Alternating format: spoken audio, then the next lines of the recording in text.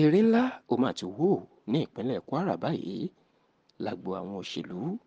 Bẹ́ẹ̀ ni àjálù ńlá ó ti já lu ẹgbẹ́ òṣèlú People's Democratic Party ní ìpínlẹ̀ Kwara àti ògo ìlú kan tí wọ́n ń pè ní ìlú Òjòkú tó wà nítòsí ìlú Ọ̀fà, ìyẹn tó wà níjọba ìbílẹ̀ Ọ̀yún ní ìpínlẹ̀ Kwara. Pẹ̀lú bí gbajúmọ̀ alágbára nì tó tún jẹ́ gbajúmọ̀ olóṣèlú ní ìpínlẹ̀ Kwara, Sẹ́nitọ̀ Rafi Ibrahim bó ṣe jáde láyé lẹ́ni ọdún mẹ́tàdínláàádọ́ta 57 years of age.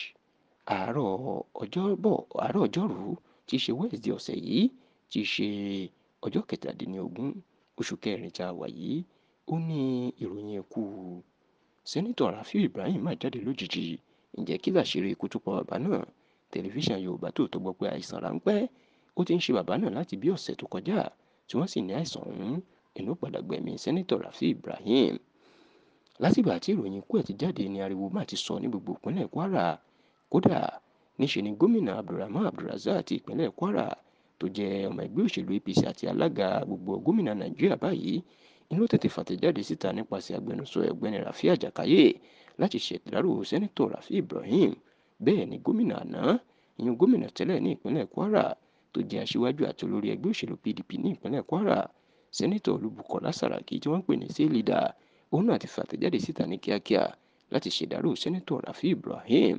Bákan náà ni gbogbo ìlú Òjòkú tó wà níjọba ìbílẹ̀ Ọ̀yún náà ló ka gógó nítorí pé Sẹ́nitọ̀ Rafi gan ni ògo ìlú náà tí wọ́n ń wò lójú tó jẹ́ gbajúmọ̀ alágbára wọn. Ǹjẹ́ kí ni ṣókí díẹ̀ nípa ìtàn ìgbésí ayé Sẹ́nitọ̀ Rafi Ibrahim tó yẹ kẹ́ ẹ mọ̀?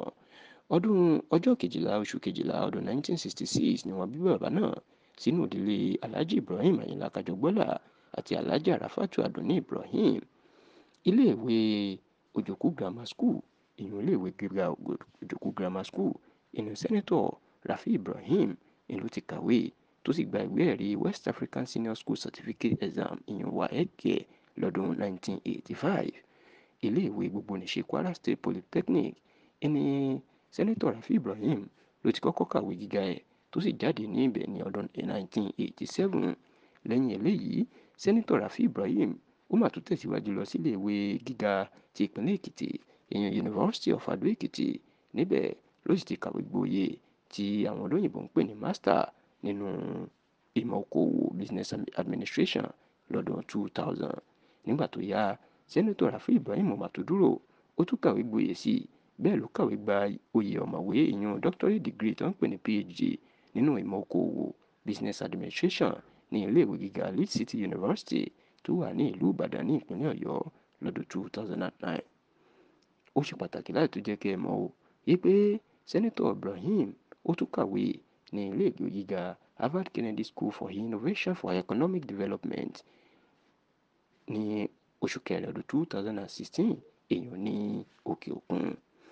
Ó ṣe pàtàkì láti jẹ́ kí ẹ mọ̀ wípé Sẹ́nitọ̀ Rafi Ibrahim ó ṣe aṣojú àwọn ìjọba ìbílẹ̀ bíi Ọ̀yún, Ọ̀fà ní ilé ìgbìmọ̀ aṣòfin kékeré ní ìlú Àbújá láàrin ọdún 2011 sí ọdún 2015. Láti ọdún 2015 sí ọdún 2019, ó tún ṣe sẹ́nitọ̀ láti ṣojú